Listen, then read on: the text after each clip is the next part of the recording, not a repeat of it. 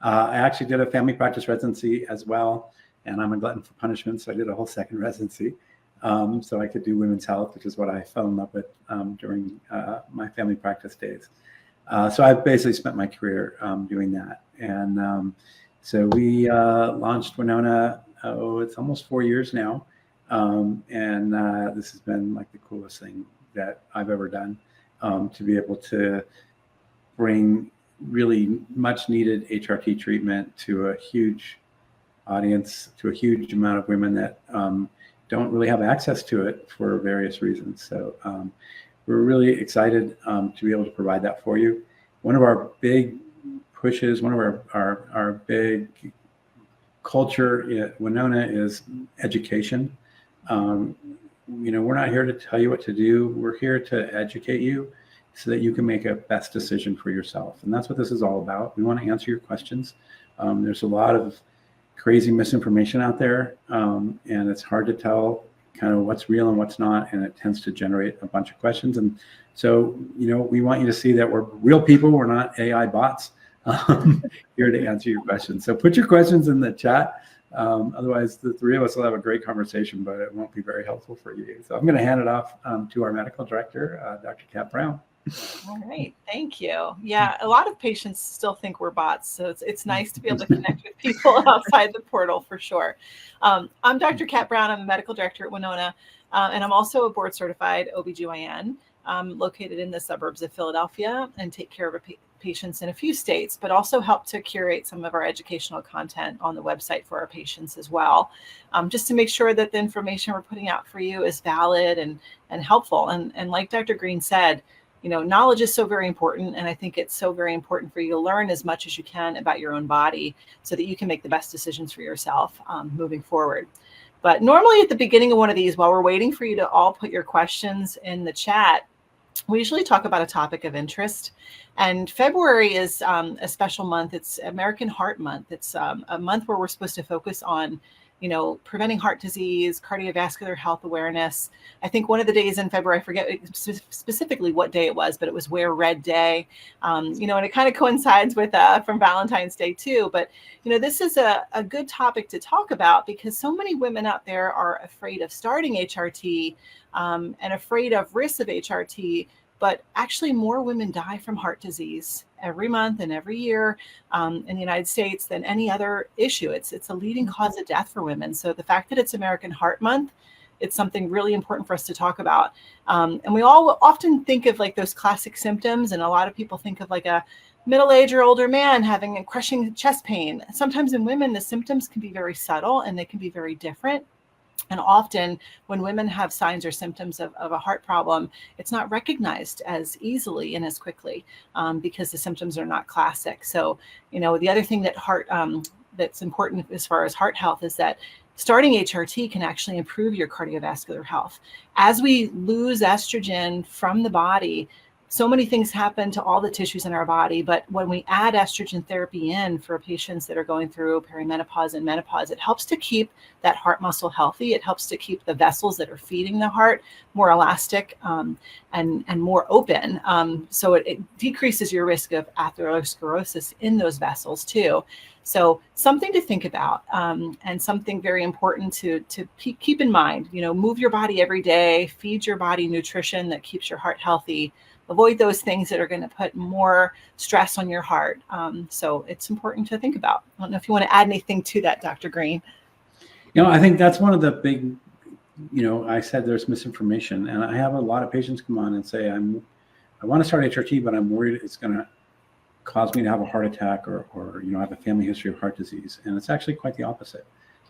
So women that are on HRT in the long run have a lower risk of cardiovascular disease than those that aren't. So it's actually really good for your heart. If you look at the big picture, women that are appropriate candidates that are on HRT, on average have a longer life expectancy than those that aren't. And more than just a longer life expectancy, but a healthier, longer life expectancy. I saw this hilarious cartoon the other day. It was in Facebook, but it was this old guy all crunched over. He could barely move, and he's at the doctor's office, and the doctor says, "You remember all that healthy living that got you 10 extra years? Well, this is it." So, you don't want to just live long. You want to live long and healthy. And this really helps you do both. Well, yeah, I was going to say thank you all so much for going over that a little bit. I think it's interesting always to, hear what you both have to kind of say and what's going on in the health world. I think it's such a great thing to kind of touch on. So thanks for sharing about that with us. Mm-hmm. But yeah, if you both are ready, we can kind of jump into the questions we have here. Yeah, we've got a lot to get into. So our first question tonight is from Marie. And Marie is wondering, can the facial cream be applied under the eyes for dark circles? Yeah, the facial cream can be applied around the eyes, but the one thing that you have to be careful of is that sometimes it can be very drying. And the thing about dark circles is that there's no quick fix for dark circles. Sometimes there can be a genetic component to it. If you're somebody who's prone to allergies, that can also make you more prone to having the dark circles as well. What the facial cream will really do for around the eye is help, reverse the signs of aging around the eye. So like fine lines, and wrinkles around the eye. It can help to make that junction between the dark circle and your cheek a little bit, more subtle and less severe. But you really have to make sure that you're moisturizing in between using the face cream as well, because the area and the skin around the eye is very thin compared to the rest of the face. And so it's really easy to dry out. So. Absolutely. Yeah, you really want to use it sparingly in the thin tissues. We have a question next from Jennifer. And Jennifer says, I started HRT 2 weeks ago, already feeling so much better. I am 50 and wondering how long would I need to take HRT, or when should I decide to stop? Well, I think it's really a personal decision. I mean, when we were both in training, I think, we talked to women about the lowest dose for the shortest amount of time possible. But really, studies are showing that actually continuing on HRT can help you with so many lifetime health benefits. And so a lot of women are choosing to continue it as long as they can safely. And what you have to do is revisit your overall health and wellness and what medications you're on, what medical problems might be creeping up as you age, and to determine each year, is it safe to continue? So it's a personal decision I think every patient can make. Yeah, if you look at the average woman's on HRT for about 5 years, but that's an average. So there's a whole lot of people that are longer, and there's some people that are shorter.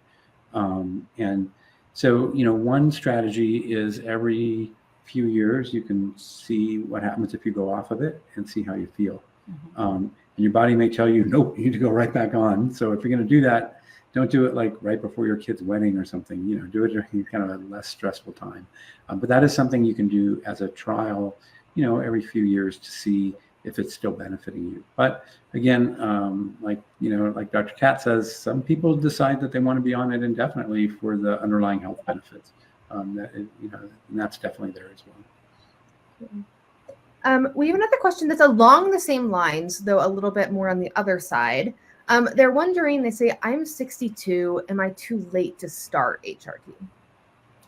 So there's increased risk for women starting HRT after age 60, especially because it's basically from the distance and time from when you actually went through menopause. But after age 60, the studies show that you have an increased risk of cardiovascular events that are negative for those first couple years after starting HRT if you start after age 60. So when we talk about cardiovascular events, we're talking about heart attack, stroke, blood clots in the legs or the lungs that can happen. So, those overall risks for the average population are low, but they're significantly increased if you start after the age of 60.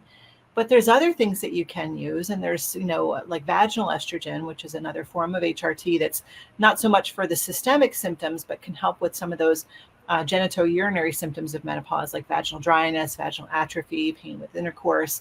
And that's perfectly safe to start at any age, is vaginal estrogen that's topical. So that's something that you still can start safely. Yeah, this is always confusing for people because we just got finished telling you that HRT decreases your risk of cardiovascular disease. And now we're saying, well, you're 62, it's too risky for you because of cardiovascular disease. So it seems like, well, which is it? And so the issue is that there's actually a slight increased risk the first 2 years that you're on the medication, and then that reverses and your risk starts decreasing each year. The concept is if you still have some estrogen around, you haven't really done enough damage to your cardiovascular system, that increased risk is going to be that significant. But the farther away you are from menopause, the more damage has been done because the estrogen hasn't been around. And so that initial first 2 years of risk starts becoming significant. And the statistics say that 60 is sort of the tipping point. And the number is, once you're over 60, on average, you have a 7 per 10,000 chance per year of more of having a cardiovascular event than you would have without it. So if you put 10,000 women age 60 or over on HRT, 7 of them will have a cardiovascular event that they wouldn't have had otherwise in the first 2 years. Now, if you survive the first 2 years, your risk now starts going down again. But it's sort of rolling the dice, and that's not something that we like to do in medicine. So that's the numbers, and that's why, like, we spent this whole amount of time telling you that this lowers your cardiovascular risk, and then we're telling you, well, no, sorry, it's too risky because of cardiovascular. It's like, well, what is it? But that's the issue. And I think a lot of patients hear that 60 cutoff, and then they worry that they're going to have to stop their HRT. And it's really, the important part of that is starting HRT de novo after age 60 is what increases your risk. So if you're already on HRT, you don't have to stop cold turkey at age 60, because if you've already been on treatment, that risk is not the same. So. Absolutely. We have another question from Angie. And Angie is wondering, can you order just the DHEA if you are already on estrogen and progesterone? Sure. And it's important if you're already taking estrogen and progesterone to let us know what dosage you're on, because we want to make sure that giving you the DHEA is going to be complementary to what you're already taking. Because the DHEA gets broken down into estrogen and testosterone, we want to make sure we have to take that into account as to what estrogen dose you're already on. So, but yes, I have a lot of patients that do it that way. Absolutely. And then we have another question. This one's maybe a little bit more general, but I do think that this is something that a lot of people wonder about just with HRT. But they say, hi, I've just started HRT. What should I expect? So this is a pretty vague, wide-ranging question. But I think the biggest thing when you're first starting treatment is that you need to give your body and yourself some grace as your body gets acclimated to the medication. So that's probably my number one advice. So many patients are anxious, and as human beings, we want results like yesterday. So often I have patients like hopping on the scale every day and doing all these things and wondering when all their symptoms are going to stop. But what you really need to focus on when you're starting the treatment, first, make it a habit. Try to find what fits into your schedule the best and when you're going to use your medication. And you want to be able to use it at generally the same time each day and get that rhythm so that you are consistently taking it, because that's when it's going to be more effective and getting to that therapeutic dose in your body. The other thing, I think it's really important anytime you're starting a new medication to optimize your sleep, optimize your hydration, making sure you're drinking plenty of water, and also focus on your nutrition and exercise and moving your body. Stay away from the scale the first couple of weeks. You're not going to see the weight loss that you're seeking right away. It doesn't happen overnight. And first thing you have to do is to get your body used to the medication. And I really wouldn't start examining whether or not you think the medication's working for several weeks after getting it on board and taking it regularly. So that's really my 2 cents about what to expect when you're first starting. Yeah, I would add, along the same lines, it's kind of a bummer because if you're going to have side effects, they tend to show up early. And then the good news is they tend to go away as well. Mm-hmm. But the benefits tend to show up late. So it's like, okay, you're all excited. You're starting this new thing. You're excited about the benefits, and all it's doing is causing you misery. It's like, well, why am I doing this? But if you can hang in there for a few weeks, those side effects tend to go away, and then the benefits start rolling in. So it's kind of a bummer that that's the way it works. Wish I could design it differently. But don't be surprised if you have some side effects early on, some breast tenderness, even some hot flashes that you didn't have before as your body's getting used to the medicine.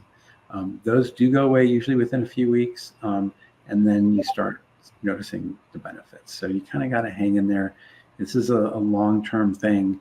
It's not a quick fix, unfortunately. It's the idea, I want patience and I want it now, right? So it doesn't quite work that way. Love that. Definitely. Well, we have another question from a different Angie this time, but Angie is wondering, Why can't estrogen cream be applied to the breasts? Do you want to take that, Mike?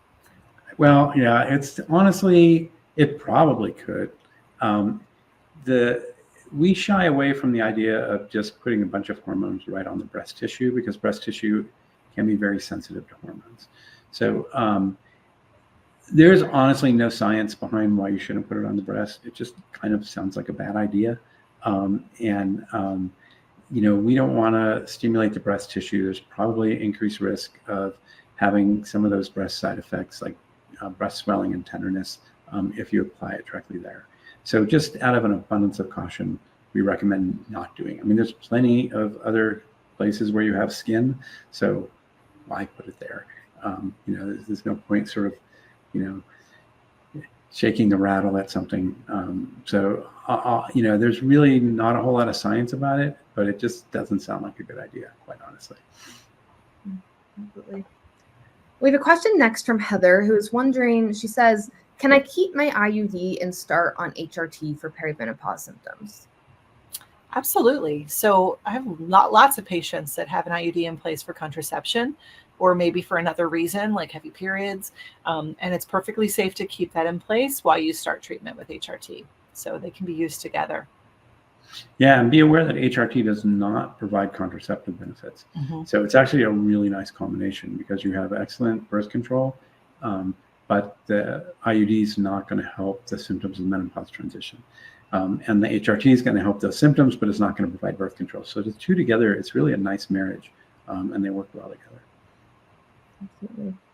And we have another question about the cream and where you can apply it. But Roshunda is wondering, is the forearm the only place to put the cream, or where else could it be put? So basically any non-hair bearing part of your skin is a safe place to put the cream. So most women do the forearm just because it's the easiest, you know, so you can apply the cream right on your forearm and rub your forearms together. But I have other patients that use the inner thighs or the backs of the knees. And so, you know, you can rotate if you want. Really, you have to do what works easiest for you. And we have a question next from Corey. And Corey is wondering, is the combined estrogen and progesterone cream dosed adequately enough to protect the uterus? Yes. 100%. Yeah, we use micronized progesterone in our cream, and we formulated it so that the progesterone dose is adequate to help protect that uterine lining.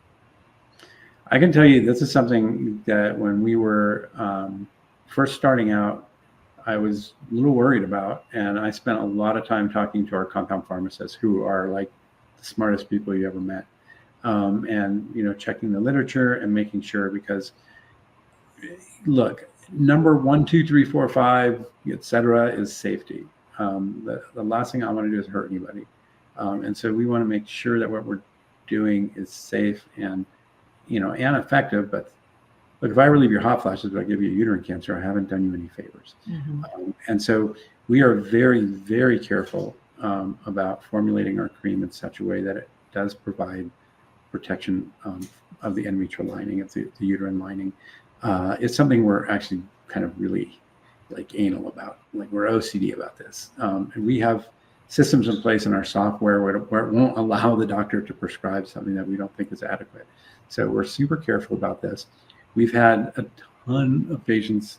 We haven't seen problems, so we know we're doing it right. But the problem is you really need a really quality compounding pharmacy, and you can't cut corners. And one of the big advantages we have is we have our own compounding pharmacies. We have one in Idaho and one in California. We have control over that. And so we're able to make sure that we do it right. And it's something that we're exceedingly careful about. Amazing. And we have a question next from Angeline. And Angeline says, I'm curious about patients who have been getting results in relation to bone density. And in relation to that, has HRT been helpful? Well, so bone density is something that can be basically a result of several different things. So, you know, there's a genetic component to how strong our bones are. Also, it has a lot to do with our nutrition and what nutrients we're putting in our body as well. But also, if you're an exerciser, someone who does resistance training or weight training, you're going to have stronger bones overall compared to someone who's sedentary. So the estrogen component of HRT can also help with bone health as well. But it's really something that's multifactorial, and many different things go into help maintaining your bone health. So like if we have a patient who maybe had a bone density scan and is starting to show signs of osteopenia, being on HRT can help to a certain degree, but there's other medications out there that might be better to help them to rebuild their bone and to maintain their bone density as they age. So, and it's not a one or the other. You can actually use both, and they complement each other. So, and then calcium, vitamin D are important as well. So, right, the nutrition part. So there's a lot of aspects to it, but HRT is definitely part of the puzzle that helps maintain your bone mineral density as you age. Hey, y'all. Sorry if I paused for a second, but it's good to be back. Hopefully I didn't miss too much. Our bot froze up. Oh my goodness. Well, I'm glad to see everyone again. I was a little worried there for a second. But were you all finishing up the question? Is that where we were at? Yeah. Perfect. Awesome. Well, we have another question here from Carla. And Carla's wondering, what is the maximum time from when you went through menopause? She said, what is the maximum time from when you went through menopause? She says, I'm 52, no period for 5 years, for the fewest side effects. Well, so like we talked about earlier with that magic window of turning 60 and the risk of HRT and starting it after age 60 is increased. There is also a period of time from the time you completed menopause too. And then generally that's 10 years. So if you stopped having periods at say 46, and once you turn 56, even though you're under age 60, if it's been greater than 10 years since that final period, you can also be at increased risk. So you really want to start HRT if you're looking to start it within that 10-year window. I don't know why someone would want to wait after the 10 years anyway, because you're suffering with symptoms that entire time. For me, and my point of view, why suffer with symptoms? When you have symptoms that are bothersome enough to your life, that's when you should start treatment. You don't want to wait necessarily. And you don't have to wait until menopause either. It's totally appropriate to use these medications when you're still having regular menstrual cycles if you're having symptoms. So probably even better. Absolutely. And it looks like we have another question from Marina. And she is wondering, where can we see what is in the estrogen cream, as I'm highly allergic to a lot of ingredients? She said, I want to know what I'm using, but I'm excited and I ordered my first order. Yeah, all of that information, our ingredients list is located right on the website. So if you go back to the site where you onboarded, you can go to the page on the combo cream and you can see all the components of the cream. So it's readily available for everyone to read on the website.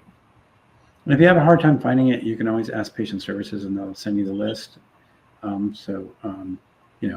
know sometimes it's hard to negotiate through websites and find the piece of information you need. So you can always reach out to our patient care team or to your doctor, and we can help with that information as well. Absolutely. And we have a question next from Andrea. And I do hear this question occasionally from women in WWG. So I think it's a good one to touch on as well. But Andrea says, what about the benefits of testosterone, and why doesn't Winona offer it? So the main reason is that testosterone is a controlled substance in the US. State by state, there are requirements for who can prescribe it and who can't. But basically, we don't do it because of that. So we give you DHEA in lieu of testosterone. It's a way of gently increasing your testosterone level with a medication. So basically, DHEA is a hormone precursor supplement that when you take it, it's broken down into testosterone and estrogen. So it's a safer way for us to gently increase your testosterone level to normal female levels. Testosterone is one of those things that we have to be very careful with. And if you get too much of it, you can get masculinizing side effects. And it's a controlled substance because it's very widely abused in various populations. Mm-hmm. People that are bodybuilding, military community, so it's a lot of different people using it. Also, there's not a product out there that's FDA approved for women necessarily. Testosterone typically is given as a medication for men, even though we as women have testosterone. And it's important that, we take that into account too, because we do have both estrogen and testosterone in our system. So, but that's why we don't prescribe it on our platform. Absolutely. And we have a question next from Emily. And Emily says, the DHEA causes me sometimes to feel a little bit irritable. Is it okay to just take the cream without using the DHEA? Yes. I mean, if you find that when you take the DHEA, you don't feel like your best self, you let your doctor know, and it's perfectly fine. It's an optional addition. Not every patient needs it or wants it. And everyone responds to medications differently. So if you find that it just doesn't work good for you, that's perfectly fine to use the cream by itself.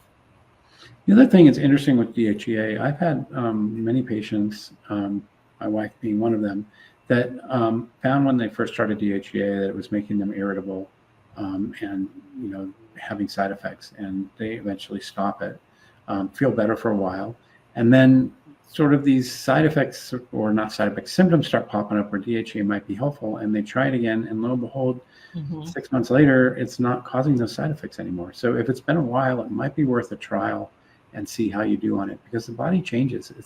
I'm not really sure why, quite honestly, but it happens. So some people that don't tolerate it, they wait a while and they try it again, and lo and behold, it actually works better for them. So it's maybe worth revisiting after some time goes by. Okay. And we have a question from Kathleen, and Kathleen says, it has been 5 years since my full hysterectomy. Is it too late to start HRT? It's not too late if you're under the age of 60. Even though it's been 5 years since your hysterectomy, you could still start HRT as long as you're under 60. All right. It's always good to hear. Yes. And we have a question next from Mary. And Mary says, is there a progesterone only pill? There is. So, I mean, there are some patients that choose to just take progesterone itself. However, take it alone. But however, progesterone alone sometimes isn't enough to really help relieve a lot of the symptoms of perimenopause and menopause. Estrogen is really our powerhouse hormone for women. And as the estrogen declines, there's so many symptoms that start as a result of that. So giving your body back progesterone can help symptoms somewhat, but it may not give you the full effect and relief that you really desire for a lot of the symptoms that you're experiencing. And we have a question next from Lisa. And Lisa's asking, do all the doctors prescribe blood tests, or if not, how do they monitor our hormones? So this is a common question. I think we get this during every webinar we do. And often I would say I answer this question at least 10, 15 times a day from patients too. This is one condition in medicine where a blood test is not required. So your female hormones are so variable, and they can be up and down, and they're released in such a erratic pulsatile fashion that getting hormone labs is really not helpful. And it's not just our opinion here at Winona. This is the opinion of the Menopause Society, the American College of OBGYN. No one out there in our profession recommends getting baseline hormone labs to guide your treatment. This is something unlike anything else, right? So with a thyroid disorder, you check thyroid levels, you replace. If you have iron deficiency anemia, you check your iron levels and you give iron in certain doses. This is something completely different. When it comes to perimenopause and menopause, the best way to treat is based on your symptoms. So the best thing that we need from you is a symptom profile or symptom diary. So, and then we can take a look at that and try a dose for you, and then make adjustments based on how your symptoms respond to that dose. So no blood tests are needed, and no salivary tests are needed, and no hormone from urine tests are needed. So please don't waste your money on those. There's a lot of people out there that really will take your money and promise you lots of things, but it's not needed at all to be able to start HRT. Yeah, this is something I'm fairly passionate about, because it really negatively affects women, and it's really unfair. We get a lot of women come on Winona. They went to their doctor. They had all the normal symptoms of the menopause transition. Their well-meaning doctor, I'm sure, wasn't educated enough to know how you're supposed to do this. And they looked at their Quest lab sheet and, oh, I can check an estradiol. So they check the labs come back normal, and they say, oh, this isn't from your hormones, you don't need HRT.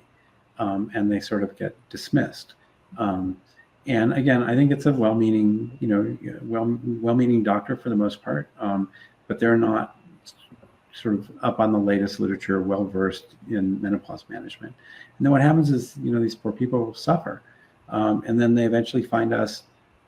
We listen to their symptoms, listen to their body. We say, gee, this is clearly going to help. And we prescribe HRT, and lo and behold, they message us in a month, oh my gosh, I can't believe how much better I feel. And so it makes me happy that we're helping, but it makes me sad that they got dismissed originally. And again, I don't think it's some evil doctor or some stupid doctor, especially, family docs, they have a hard job. They got to know something about everything, and there's no way they can keep up on all of that. So, it's well-meaning people, but women do end up getting dismissed and they don't get the treatment they want. So the whole lab thing, it's one of my passions to talk about, because I think it really ends up harming women. And then unfortunately, there's a small percent of unscrupulous people that are just out there to take your money. And they'll charge you $1,000 for a Dutch urine test, which is basically useless.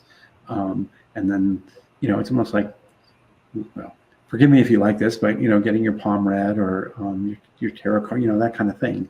I think it just takes advantage of people.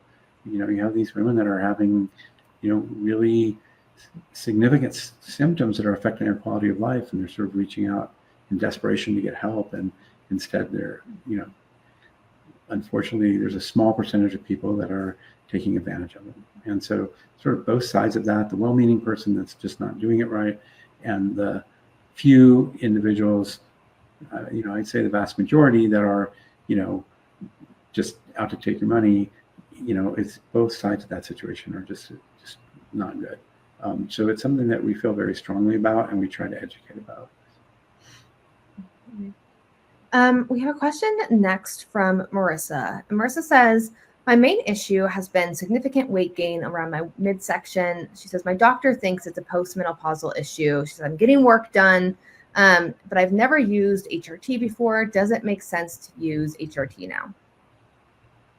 Well, certainly if you have other symptoms as well, or if you found that the weight gain really started around the time you were starting to have the hormonal changes of perimenopause, it definitely could be helpful for you. There's really a constellation of things that happen to our bodies as we age. Our metabolism really revs down. Because we deal with insomnia a lot in perimenopause and menopause, we don't get restorative sleep, which then puts our body in a constant high stress state with high cortisol levels, high stress hormone levels. And so no matter how hard you try, it can sometimes be a losing battle trying to lose weight. You're doing all the right things, but you're not seeing results. So for a lot of women, as we balance their hormones and they start to feel better and they start to get more, quality restorative sleep, and their hormones are more balanced, they're out of that high stress state, they start to see results finally from all the things that they're doing with their nutrition and exercise. And so that's something. And the other thing is you have to think about, there's other factors that can, really lead to weight gain too. So the way that our body uses its sugar stores and the way that we respond to insulin, so many different things can affect how well our bodies can really process what we eat. So it's important to make sure that you're getting screened for diabetes, also making sure that you're getting screened for thyroid disorders, and they're more common in women than in men. And it's something that can also affect weight gain too. But definitely HRT could help. It helps a lot of patients. And let me just point out, it's a long game. So, a lot of people, they'll message me in a month, I haven't lost any weight. I'm like, yeah, I wouldn't have expected you to. I mean, I wish it worked that way. But usually this is 3-6 months before you start seeing, really significant positive results. But for a lot of women, it's there. But it's one of the really late benefits from HRT. Whereas like the hot flashes, they tend to go away very quickly. The weight, that tends to be a lot longer. So you've got to be in it. It's a long haul. This is a long game thing, but it can help for many women. Okay. We have a question next from Tanya, and Tanya is asking, what happens if I get pregnant while on HRT? If you're taking HRT and you have a positive pregnancy test, you need to let us know and you need to stop your HRT, unfortunately. So there are so many things that are happening in your body, but you don't want to be exposing a growing baby to extra hormones that, that could do harm to the baby. So you would want to stop your treatment.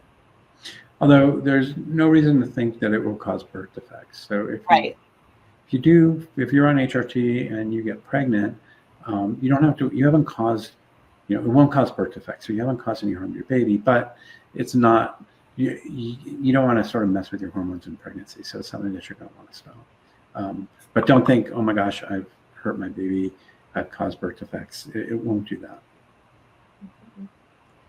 We have a question next from Lisa, and Lisa says, so which one do you start with? The cream, the patch, or the pill? Is one better than the other? It's really about patient preference. So, it really is what you think you can incorporate into your lifestyle the easiest. If you're someone that's already taking pills in the morning and it would just be easiest to add another pill to that regimen, then that might be the way to go. If you're somebody who doesn't take medication regularly and maybe, just wants to do something less frequently, maybe a patch would be better. However, if you've reacted to Band-Aids or medical tape when you've had your blood drawn and you get, rashes or skin irritation from the adhesives, a patch is not the way to go. So you have to take that into account as well. But it's really about what you think would work best for you. And I always use the analogy that it's like trying on clothes. Every woman likes a different style, different fit, different cut. You never really know how you're going to do until you try it. And I often will have patients that start one regimen and one type of medication, like maybe with the cream. And then they say, I really am not remembering to do this. I need to switch to something easier. And we switch them to something different. So it really is sometimes trial and error, but pick what you think you can fit into your day-to-day life the easiest. It has to be easy for you to remember to take it regularly. And we have a question next from Daphna. And Daphna's wondering, she says, I have a different taste in my mouth. Is that from the HRT? I've never heard that as a side effect of HRT, but I'm sure it's possible. But I've had women talk about having a different taste in their mouth or being a little bit more sensitive to smells from the hormone changes of perimenopause and menopause too. So there can be a lot of different factors that could be affecting that. Yeah, that would be a really unusual side effect, but everybody's unique, so it's certainly possible, but it's certainly not something we hear. It's not a common one, that's for sure. We have a question from Jane next, and Jane says, can you start Winona if you are still having regular periods? She said, my OB suggested no and recommended an IUD and a patch, which I don't really want to do. Yeah, this is also another misconception. Along with ordering blood tests and labs, a lot of doctors out there really believe that it's not safe to take HRT until your period finishes. But really, it's safest to start whenever your symptoms are bothersome enough. For a lot of women, they're still having regular menses, still having periods, but they're still, they're dealing with insomnia, they're dealing with the hot flashes and night sweats, and it is perfectly safe to start HRT before your final period happens. So it's best to get the treatment on board when your symptoms are bothersome enough that you want to feel better. And so if that happens when you're still having periods, then that's fine. This is another little pet peeve of mine as well, is the whole, well, take a birth control pill, it'll work just as well as HRT. And the answer is no, it won't. What happens is, look, before I did Winona, I was doing full-scale OB/GYN, and I can tell you that most of my day was taking care of pregnant women or taking care of people for birth control.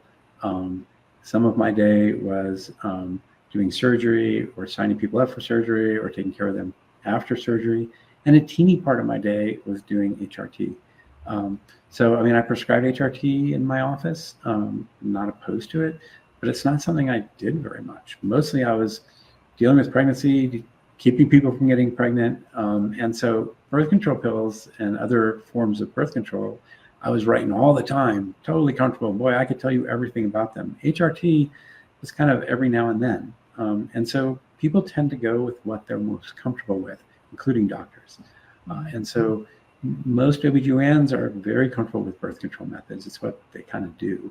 And so, it's like, well, you need hormones. Here's the easy way to get hormones because I'm comfortable with it. I know how to prescribe it. And so they use birth control as their sort of go-to thing. But unfortunately, hormonal birth control may help a little bit, but it's not going to help as much as hormone replacement therapy because HRT is really designed specifically to take care of this problem. And actually, this is something that a lot of OBs don't understand, but using HRT and birth control actually can work quite well. If you need contraception, you can be on birth control, and then if you're still having symptoms of the menopause transition, HRT can come in and supplement that and really work in a little bit different way than the hormones in the birth control pill and help your symptoms that the birth control pill is not doing. So it's kind of, It's almost kind of a lazy way to do it. Is just, oh, this is what I'm comfortable with, so I'll just throw birth control pills at people. Birth control pills have a lot more risk than HRT, and they don't work as well. So, like, why do that? So it's not wrong to be on contraception if you need contraception. Birth control also works better at controlling menstrual issues. So if you're having heavy periods, something like that, an IUD can work great for that. But it's not going to work as well for the symptoms of the menopause transition. And so HRT, in addition, can be really helpful. And we have a question next from Jill. And this is something that I also see a lot of women kind of talking about and discussing in WWG as well. So I think it would be great to also have like a doctor's perspective on it. But she's wondering, do I need to let my OBGYN know that I've started Winona? You should. I mean, when you go for your annual visit, and you absolutely still need an in-person doctor to do an exam, because we can't do that through the computer. You still need a breast exam and a pelvic exam. And if you still have your uterus, you still need a pap smear. But it's very important that you tell your doctor, any of your doctors, what medications you're taking. This is indeed a medication, so you should be including it on your list. And if you happen to have the doctor who, like, maybe you went to them with your symptoms and they said, no, I don't want you on that, I'm not going to prescribe it for you, and then you end up starting HRT with us, don't be afraid to let them know that you have started and how good you feel. We've actually had quite a few patients whose doctors have kind of converted after seeing their patients do well. And patients then are able to switch off and sometimes leave Winona as far as getting their HRT from us, and are able to get their HRT from their provider in person, because their provider sees how well they do, sometimes how well their health looks, how well their other labs look. And then they're convinced that, oh, wow, like this is really making a difference. And so we're changing hearts and minds of doctors indirectly, I think. Yeah, we're kind of got a funny business model because, we're losing your business, but we see that as a big win. Yes. Because, we've won over another doctor, and now that means they're going to be able to provide this care for other people. And that's great. That's part of the mission. So we're very happy when that happens. Yeah. But the other thing is, like we first do no harm. That's one of the oaths that we have to take. And you absolutely should be honest with every physician that's taking care of you about what you're taking. Don't lie. Don't omit anything. Yeah, they say there's two people you should never lie to: your doctor and your lawyer, right? So, or your accountant too. Yeah. Well, there are certain things your accountant is like, I don't hear that. Mm-hmm. And I've coached patients before that are afraid to tell their doctor. I'm like, look, you're hiring your doctor. Your doctor is not hiring you. So, you don't have to make your doctor happy. That's not how the doctor-patient relationship goes. The doctor's supposed to be taking care of your health. He's not necessarily supposed to. It's nice when they're friendly and all that, but you're hiring the doctor. They're working for you, not the other way around. Absolutely. And we have a question next coming from Julie. And Julie says, I am just exhausted all the time. She says, will HRT help, or is there something else that I can incorporate to help with it? And then she says, as a side note, I am very active, eat healthy, and I'm healthy otherwise. Yeah, I think for a lot of women who are really affected by some of the sleep disorders of perimenopause and menopause, that's something that can make such a huge difference when you start HRT. Getting quality sleep makes such a big difference about, with your energy the following day. The other thing too, back to the DHEA, for a lot of women, taking the DHEA in the morning really helps give them a boost throughout the day. It could really help combat fatigue and help with your energy level and give you that kind of natural boost. In addition to that, like I always tell patients to kind of look at what they're eating nutritionally too, and make sure you're getting, enough B complex vitamins in your diet. And if not, take a supplement. Sometimes that can help. But I think HRT can help a lot with that. And overall, women have more energy and feel better. It's about providing vitality and wellness to you over time too. And I think that will really help. We have a question next from Shanann, and she is wondering, can PCOS be addressed with HRT? Well, not directly, but sometimes, as you're going through perimenopause, if you were someone who was really affected by polycystic ovarian syndrome symptoms throughout your reproductive years, a lot of that tends to start to change as your ovaries are aging, and that imbalance of hormones that you had with PCOS starts to kind of reverse itself as the ovaries age and their production of hormones changes over time. So a lot of times, you'll notice that your symptoms get milder from the PCOS as time goes on. So women that have PCOS can absolutely still take HRT and do very well with it. If you're still having a lot of symptoms of the PCOS, meaning like the unwanted hair growth in different areas, or some of the other irregularities, then sometimes we hold off on the DHEA until those symptoms kind of lessen over time. But most women with PCOS do very well, on HRT. Yeah, it's kind of, there's a few medical conditions that people tend to age out of. Childhood asthma is a great example. Not everybody, there's plenty of adults that have asthma, but a lot of kids kind of grow out of that.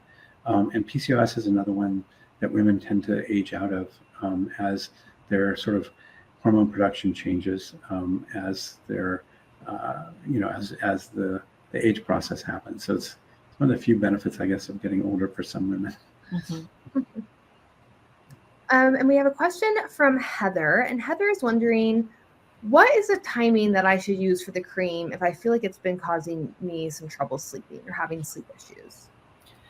If you're taking it before bed and you're feeling like you're not sleeping as well, there's some women who get energized when taking any kind of hormone. And so sometimes I usually encourage them to try to experiment with using it during the day instead. So, moving the application to the morning or even midday sometimes can be more helpful. Sometimes you just have to experiment to figure out what works best for your body, because not everyone follows patterns. The progesterone in particular is interesting because for most people it's sedating, but there's a certain percentage, I'd estimate maybe 5%, where it's really activating like caffeine. And in that case, taking it in the morning is better. And then there's an even smaller percentage where it just gives them crazy dreams, sometimes unpleasant. And so, that happens occasionally as well. And then taking it in the morning fixes it. So, you really want to listen to your body. It's fine to try different things and see what works for you, because again, everybody's body behaves differently. It's very interesting, actually. Okay. We have a question from Stacy, and Stacy is wondering, if I'm on the DHEA, how will I know if the dose needs to be adjusted? Well, so basically, the reason why we give DHEA is to really complement the HRT, but it really can help with symptoms like fatigue, low energy. It can help with weight loss. It can also help with libido. And so if you're still suffering from those symptoms and you're not noticing the positive improvements that you were desiring, then sometimes we'll want to increase the dose. So generally, after you've started treatment with us, after 10 weeks, we check in with you to kind of see how you're feeling. And if you're not really noticing much of a difference, we like to go back and explore, back to your initial symptoms to see what is actually improved, what still needs improvement, so that we can make adjustments appropriately to get you feeling better.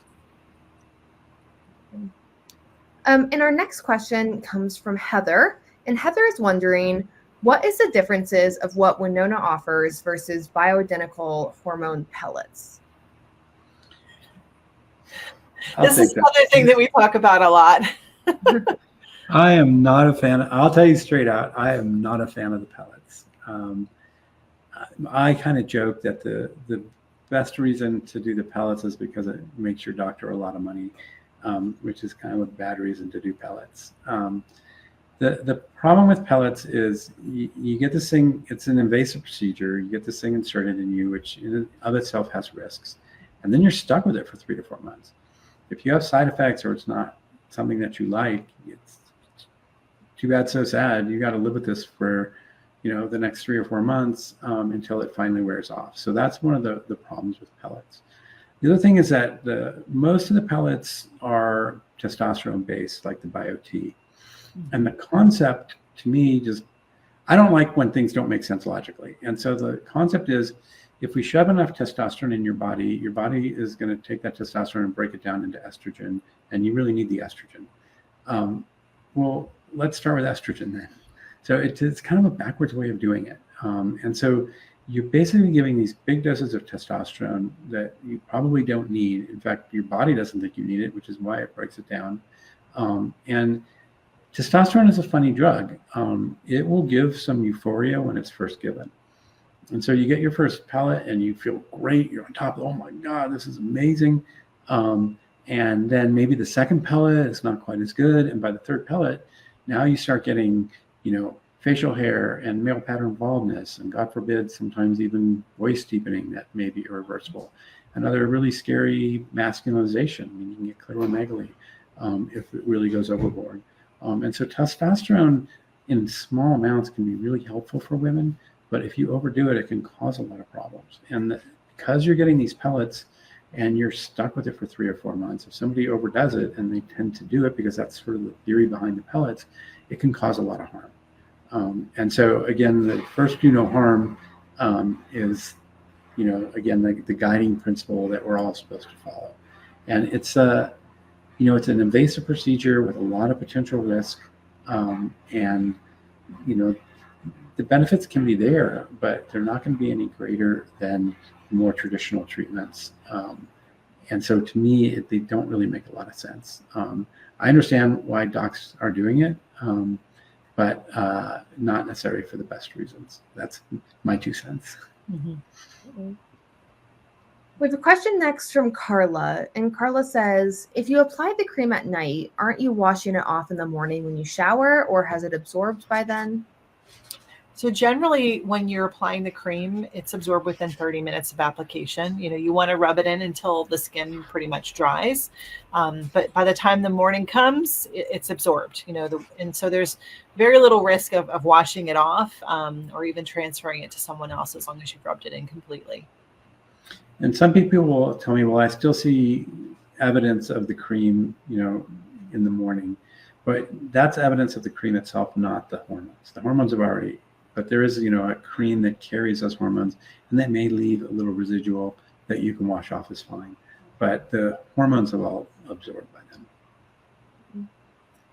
We next have a question from Mary, and Mary says, can you talk about how cancer relates to HRT? Because I do not have breast cancer, and don't have. Oh no. Our bot froze up again. Got to put another quarter in her. Well, I guess we could just ad lib on this one, until we get her back. But I think we got the gist of the question. So yeah. So I think a lot of women come to us when they're interested in HRT, and their fear is about cancer. I think that's probably one of the most common questions we get from patients. Especially if they've had a family history or even a remote family member that's had breast cancer or some other type of GYN cancer. And it's something that, we certainly like to talk to you about as far as what your personal risk is.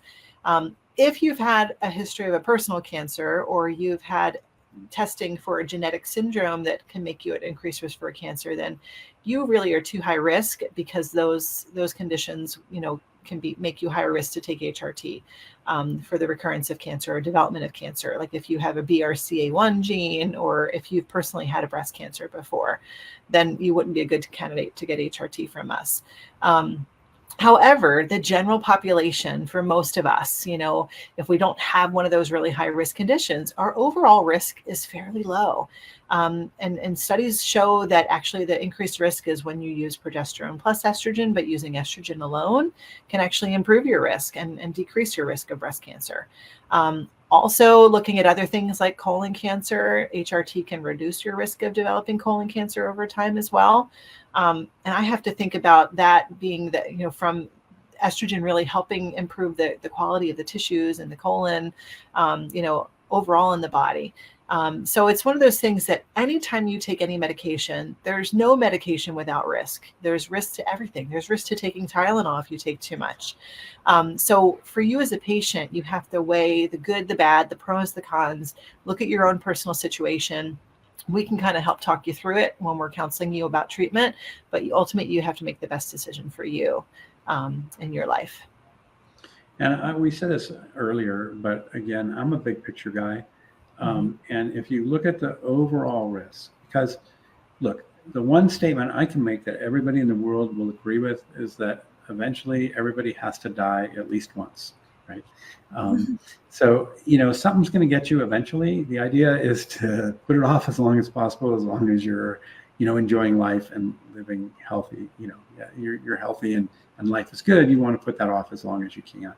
And HRT is going to do that. So on average, if you use HRT, you're more likely to live a longer, healthier life than you're not. Something's going to get you someday. You know, you might get hit by a truck, or you might get a cancer, or you might have a heart attack. That's going to happen eventually. The idea is to put it off as long as possible, and HRT will help you do that. So you can pick out individual things that, okay, well, maybe it raises risk of this, although it lowers risk of that. But the big picture, it helps you achieve what most people want to achieve, and that's to live a long, healthy life. I think that's the healthy way to look at it. Absolutely. Well, it looks like we have time for one more question. And I think the last question tonight is going to be from Natalie. And Natalie is wondering, do you have any recommendations for low sex drive during perimenopause? So really, I think that overall, the combination of HRT with estrogen and also the DHEA supplement can help a lot of patients. You know, and so the DHEA really helps by helping to boost that testosterone level, but also helps with your energy. And for us as women, I think that the other really important thing to remember is that our largest sex organ, the thing that really drives our libido, is right here. It's our brain. And so I think that it's another thing to take care of. So when you are starting HRT and you're in this period of time, you know, really getting quality sleep, taking care of your body overall, reducing that stress level, all these things can really help with your overall functioning in all aspects of your life, but can really help with your sex life as well and help with the libido. But I think that that's something that a lot of women don't consider. We think that there's just some magic pill or something that we can just help. But really, we need to be in the right headspace. You really need to kind of do the work to really make your overall body well and better. And the HRT can help with that. Yeah, one other thing that we haven't really mentioned tonight is the vaginal estrogen cream. And vaginal estrogen. Well, there's Blossom too. So yeah, there's two things we haven't mentioned. So vaginal estrogen cream, you know, one of the common symptoms of the menopause transition is vaginal and bladder symptoms, thinning of the vagina, atrophy, pain with intercourse, dryness, and that can be a real detriment. And let's face it, if sex hurts and isn't fun, you're not going to want to do it. And so really treating the vagina topically with estrogen can make a huge difference in the health of the vaginal tissues. It can help thicken them up, increase lubrication, decrease pain, especially if it's really thin, you're having tearing, this can fix that. And so it's a treatment that a lot of people forget about, but I think a really important one that can really help if that's part of the underlying cause. And then finally, I'll let you hit the Blossom cream. Yeah, we talked about this in the last webinar, but yeah, one of the things that we do offer that's kind of an add-on to the HRT if you decide to get treatment with Winona is Blossom cream, which basically is a medication that you apply to the clitoris that helps to increase blood flow to the area, to help get you in the mood, helps, you know, blood rush to the area to kind of make you feel a little bit more sexy and more receptive to sexual activity. It's usually applied 30 minutes before intended activity, and it can really help with achieving orgasm, achieving lubrication, achieving arousal. And so that's something that you can always add to the regimen as well to kind of help with those symptoms as well. But you need to think about it and have the, you know, the preemptive thought to apply the Blossom, you know, when you think you're going to be active for it to be helpful. So the active ingredients in Denafil the same ingredient in Viagra. So it's, you know, it's not fair that just men get the Viagra, right? So it's something that, again, the way it works for men is by increasing blood flow, and that's how it works for women as well. So it can be, but it's applied topically, which makes it super safe, really almost no side effects. So that's one of the real benefits of it. Absolutely. Well, and just a reminder to everyone who is here, I hope that you got a lot of your questions answered, but we know that there's always so many questions, and we love that so many of you are here and really just like leaning into your health journey and what that looks like.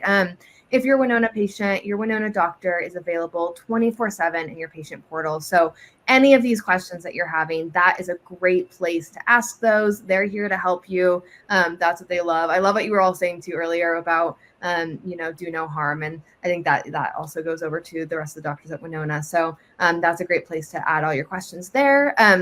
Also, if you're interested in there, we always have lots of live Q&As and doctor dialogues happening every month. But if you'd love to check out some other conversations we've had, we also have a Winona podcast called the Menopause Hour, where you can also listen to some more of these conversations and get some more questions answered. If you're kind of interested in diving, down deep into the rabbit hole of kind of what's going on, that's a great place to do that.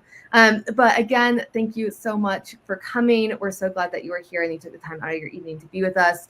And thank you, Dr. Green and Dr. Kat, for just taking your time also and sharing with us. It's always so interesting getting to hear your all's perspectives. But always a great time. And we will see everyone next time. But have a great night, everyone. And thanks for coming. Yes, thanks for coming out Thank tonight. you. Good night, everyone.